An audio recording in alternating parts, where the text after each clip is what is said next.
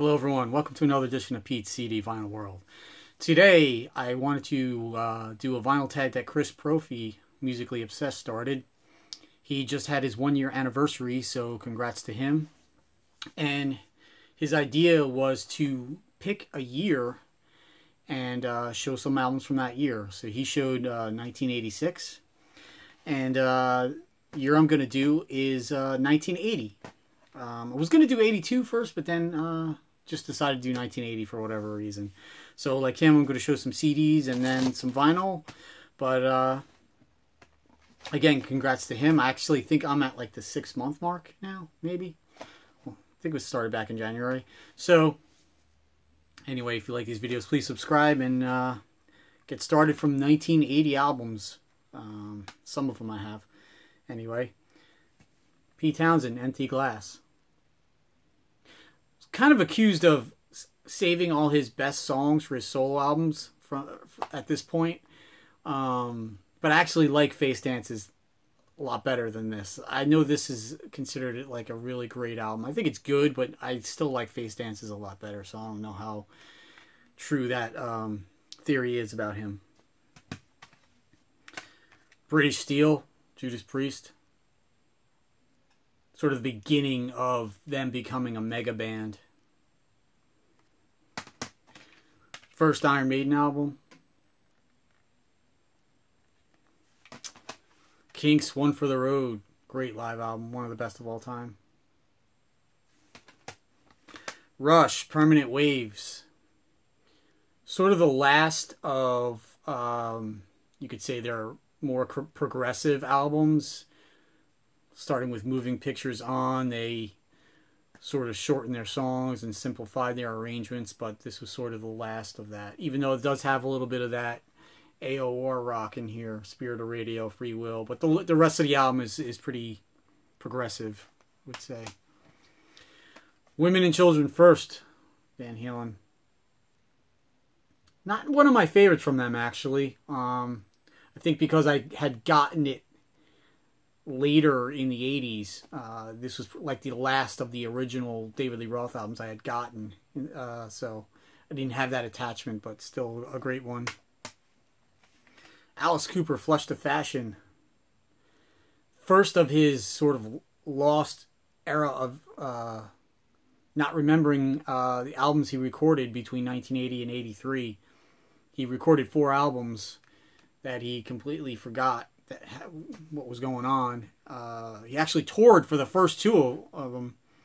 He sort of takes on like a new wave look here, you could see. The next album, Special Forces, he dressed in sort of like military garb. He was really bizarre at this point.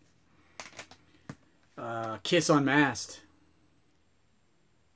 The last 2 feature Peter Criss on the cover, even though he didn't play on this at all. Drums were Anton Fig, and then when they did the tour for this, Eric Carr joined and became the Fox. So not a great album, but appreciated more these days. So moving on to vinyl, this is the soundtrack to the movie Roadie. Sort of a forgotten about horrible movie about, I guess, some band on the road. Meatloaf starred in it. Ironically, there's no Meatloaf songs on here. It's a double album. It's a couple of cool tracks. It has Everything Works If You Let It from Cheap Trick, which was just a single at the time. It has a different version of Road Rats from Alice Cooper that was on Lace and Whiskey. Has Blondie doing Ring of Fire,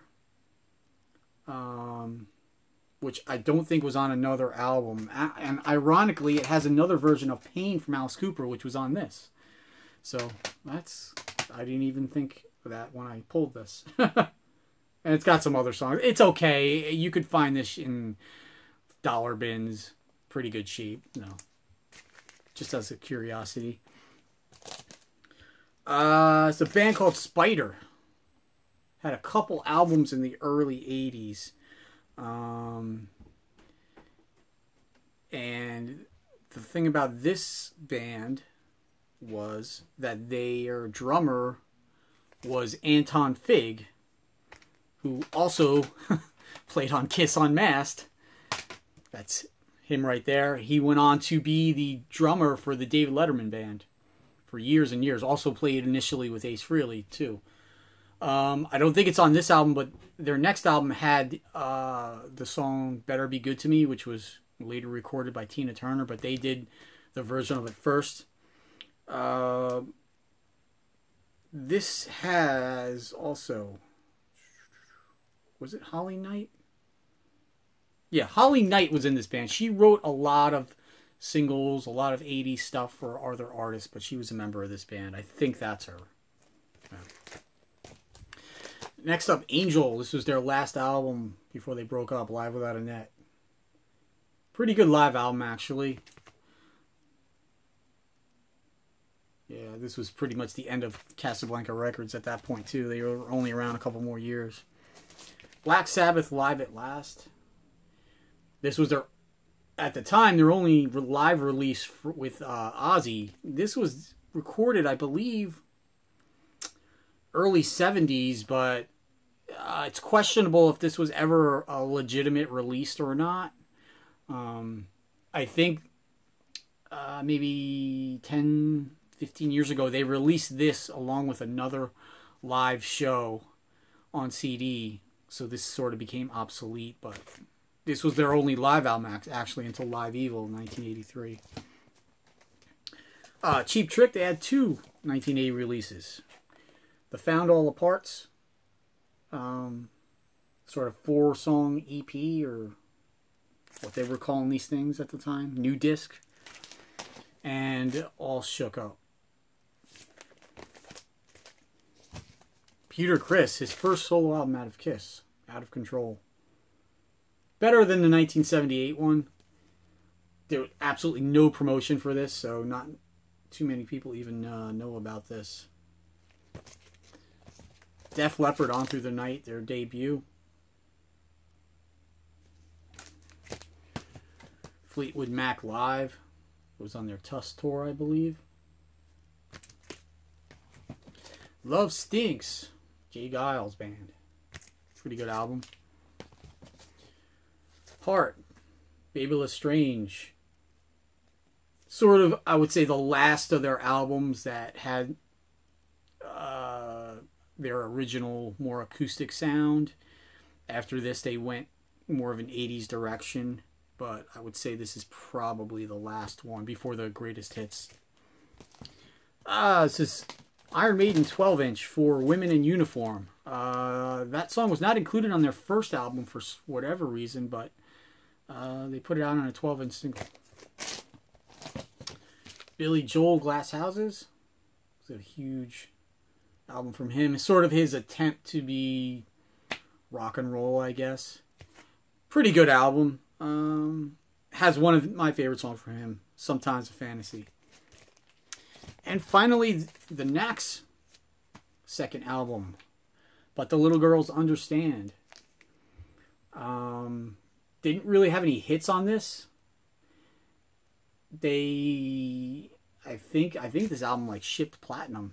So I don't know if the Knack can be considered a one-hit wonder because their second album went platinum. They actually do a cover of The Hard Way from the Kinks on here. But overall, it's actually a really good album. It should have got more attention. And the girl on the cover is actually the real Sharona. So, anyway, congrats to Chris. And those were some of my 1980 albums. If you want to follow this thread, pick a year, and I'll talk to you later.